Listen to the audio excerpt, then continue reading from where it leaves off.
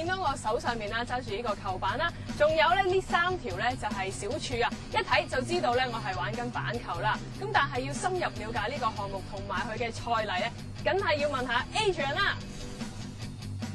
Hello Adrian 啊，咁我又想問下啦，咁對於我一個即係對板球冇乜認識嘅人啦，點樣去認識呢個項目咧？其實要比較嘅話咧，咁其實板球同棒球啊、壘球呢啲擊球運動都好類近嘅。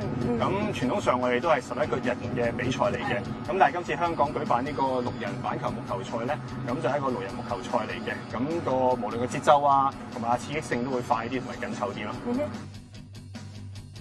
嗱，見到我一身嘅裝備啊，就知道我係打板球噶啦。Adrian， 我齊唔齊先？好犀利啊！你而家其實係成副一個擊球手應有嘅裝備嘅全部嚟嘅。我想問咧，點解個手套咁厚，好似多士咁嘅？係啊，其實基本上擊球手咧，佢本身個裝備都係為咗保護佢自己啦。因為其實我哋板球所用嘅球咧，叫比較硬嘅，同埋球速會比較快。咁投球嗰陣時又會有時會高啦，會低啦。咁所以由腳呢個 pad 到手套同埋個頭都要有適當嘅保護，先可以令到自己冇咁容易受傷咯。Adrian 啊，咁我想問球板又有啲咩用嘅咧？塊板梗係擊球攞分㗎啦。咦，又係喎！嗱，咁我想問啊，嗱，講完就係裝備啦，咁我想問喺一個球賽入邊點樣可以攞到分數咧？其實有提過啦，6人板球賽本身有攻同守啦。咁攻擊嗰隊咧，其實會派出2名嘅擊球員出去擊球攞分嘅。咁佢哋攞分嗰陣時咧，就當然盡量希望攞到最高嘅分數啦。咁而防守嗰隊咧，佢哋會派出5名嘅投球手，每人投6個波，即係30個波總共。咁就為之一個局㗎啦。咁然後一個局之後咧，就攻守交換。嗱，學識欣賞板球之後啦，咁我哋就梗係要深入了解咧呢個基本技術啦。咁趁住 Adrian 今日喺度啦，咁等我哋咧就係問下佢先。其實主要技巧有分3方面啦，擊球、投球同埋防守啦。咁我講個投球先啦。咁本身投球咧有2類型嘅，一類型就係速球啦，即係投快球啦。